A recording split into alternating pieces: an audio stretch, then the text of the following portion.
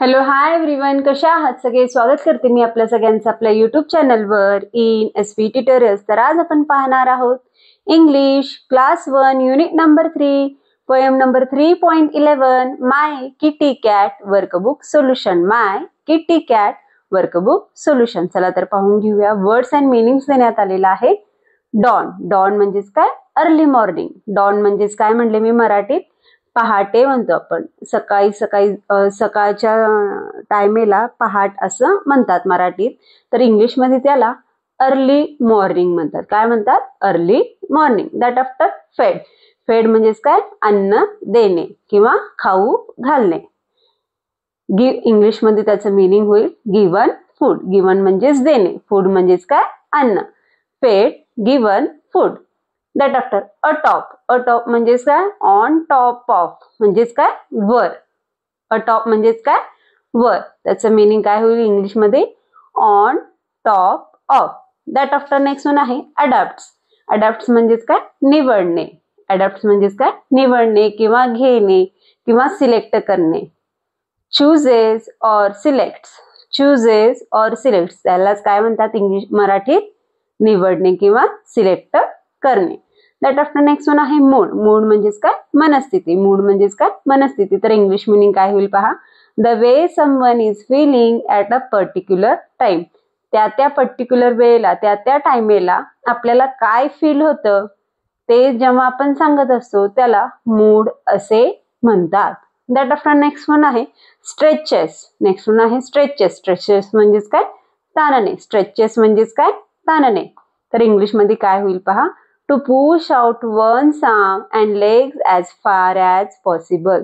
तर पुश म्हणजेच काय? ढकलणे. आपले हात आणि पाय जेवढ्या लांब ढकलतो, जेवढं शक्य आहे जेवढ्या लांब ढकलतो त्यालाच स्ट्रेचेस असं म्हणतात. बॉडी स्ट्रेच करतो ना आपण, ताणतो ना आपल्या अंगाला, त्याला स्ट्रेचेस असं म्हणतात. दॅट आफ्टर नेक्स्ट वन आहे ओरल वर्क. नेक्स्ट वन आहे oral work. Listen and recite. Listen and recite. Read the poem given on textbook page number 59. Recite it. तर पेज नंबर 59 वर आपल्याला पोएम देण्यात आलेला आहे. तर ते पोएम काय करा म्हणलेलं आहे? रीड करा म्हणलेलं आहे आणि त्यानंतर रिसाइट करा म्हणलेलं आहे. तर टीचरसाठी इन्स्ट्रक्शन्स देण्यात आलेले आहेत. The teacher first read the entire poem aloud, then line by line the students repeat. तर इथं टीचरनं काय करायचं आहे? इंटायर पोएम मोठ्यानं वाचायचं आहे. That after line by line read करायचं आहे. स्टुडंट्स काय करतील? तिथं रिपीट करतील. दॅट आफ्टर नेक्स्ट वन आहे डिस्कस. डिस्कस म्हणजेच काय? चर्चा करा. Discuss what are pet animals and wild animals. तर इथं चर्चा करा म्हणलेलं आहे. काय चर्चा करा म्हणलेलं आहे? पेट ॲनिमल्स म्हणजे काय आणि वाईल्ड ॲनिमल्स म्हणजे काय, इथं चर्चा करा असं म्हटलेलं आहे. तर टीचरसाठी काही इन्स्ट्रक्शन्स देण्यात आलेले आहेत. चला तर पाहून घेऊया. For the teacher ask the students about pets and about wild animals seen in a jungles. तर इथं टीचरनं काय करायचं आहे? क्वेश्चन्स विचारायचे आहेत स्टुडंट्सला. तर पेट ॲनिमल्स आणि वाईल्ड ॲनिमल्स तुम्ही जंगलमध्ये पाहिलेला आहात का? जंगलमध्ये कोणकोणते ॲनिमल्स पाहता आणि तुमच्या आजूबाजूला सराउंडिंगला कोणकोणते ॲनिमल्स पाहता, हे इथं स्टुडंट्सला काय करायचं आहे? विचारायचं आहे. चला तर what are a pet animals हे आपण जाणून घेऊया. पेट ॲनिमल्स म्हणजेच काय? ज्यांना आपण घरी पाळतो, ज्यांना आपल्या घरी आणून पाळतो. जे ॲनिमल्स ह्युमन सोबत राहू शकतात, माणसांसोबत राहू शकतात, त्यांच्या घरात राहतात, आपण त्यांची काळजी घेतो, त्यांच्यासोबत खातो पितो राहतो, त्यांना आपण पेट ॲनिमल्स असे म्हणतो. लाईक अ डॉग, कॅट, हे आपल्यासोबत दिवसभर आपल्या घरात राहतात, आपण त्यांच्यासोबत करतो, ते आपल्याला काही इजा पोहोचवत नाही, तर त्यांना आपण काय म्हणतो? पेट ॲनिमल्स म्हणतो. तर वाईल्ड ॲनिमल्स कुठे राहतात? जंगलात राहतात. कुठे राहतात? जंगलमध्ये राहतात. आणि आपण आणि ते माणसांसोबत राहत नाहीत. कुठं राहत नाहीत? ते माणसांसोबत राहत नाहीत. नेचरमध्ये राहतात, निसर्गात राहतात आणि ते आपल्याला कसे असतात? हार्मफुल असतात. कसे असतात? हार्मफुल असतात. तर पॉसिबल आन्सर कसं येईल पहा इंग्लिशमध्ये. Pet animals are tame animals that live with humans and cared for in their homes for companionship such as dogs and cat. हे झालं पेट ॲनिमल रिलेटेड. तर वाईल्ड ॲनिमल रिलेटेड पहा.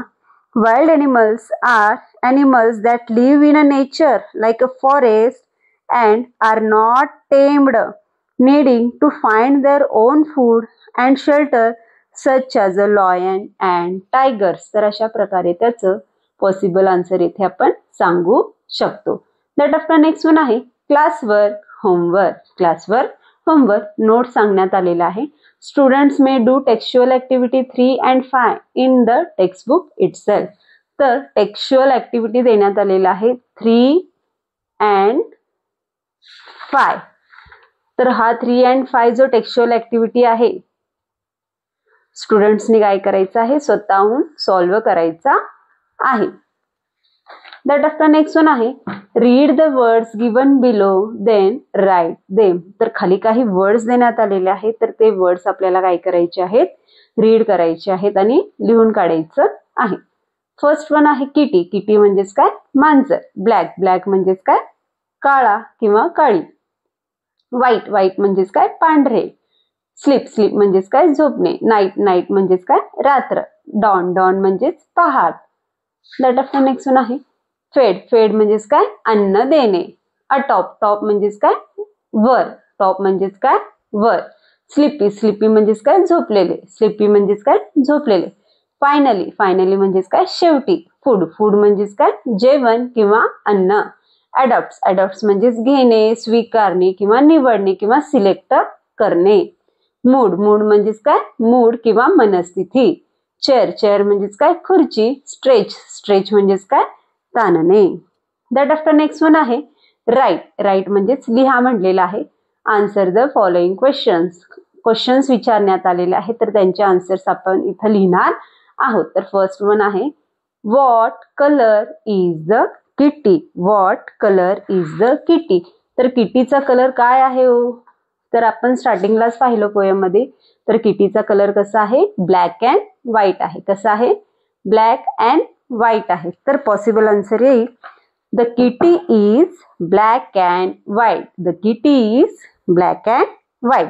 दॅट आफ्टर नेक्स्ट वन आहे what does the kitty do all day.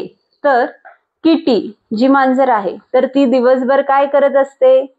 She sleeps all day. तर ती काय करत असते झोपा काढत असते. दिवसभर काय करते ती झोपा काढते.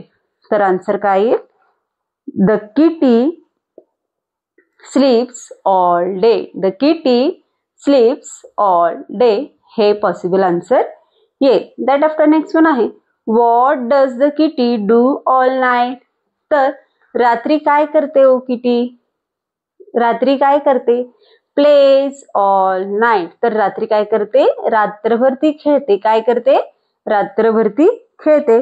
तर आन्सर काय येईल the kitty plays all night. The kitty plays all night. That after next one आहे वेअर डज शी रेस्ट. तर ती रेस्ट कशावर करते हो. कुठं करते रेस्ट.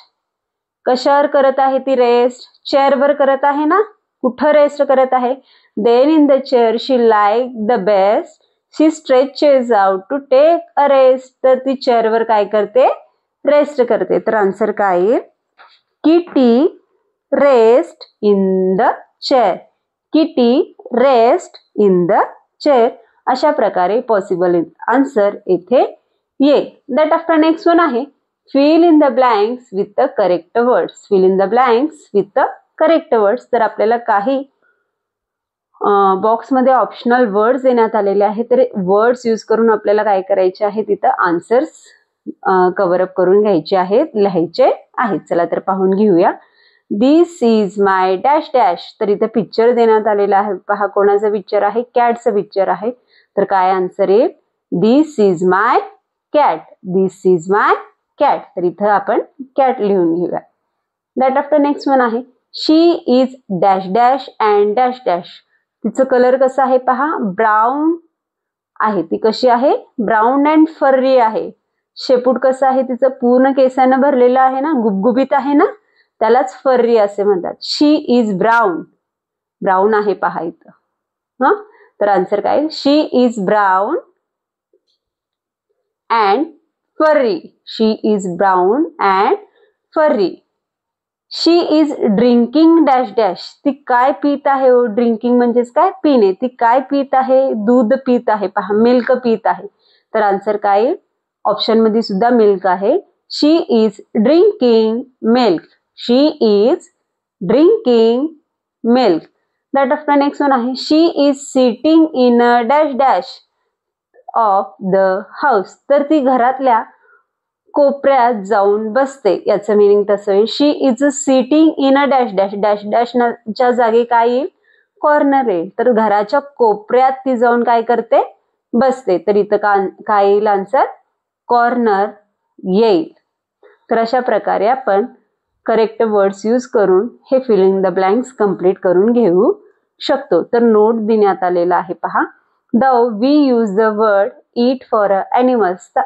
तर इथं प्रत्येक वेळेस ॲनिमल्सचं नाव न घेता त्याला कॉमन नाउन म्हणून आपण ॲनिमल्सला ईट हा वर्ड यूज करतो.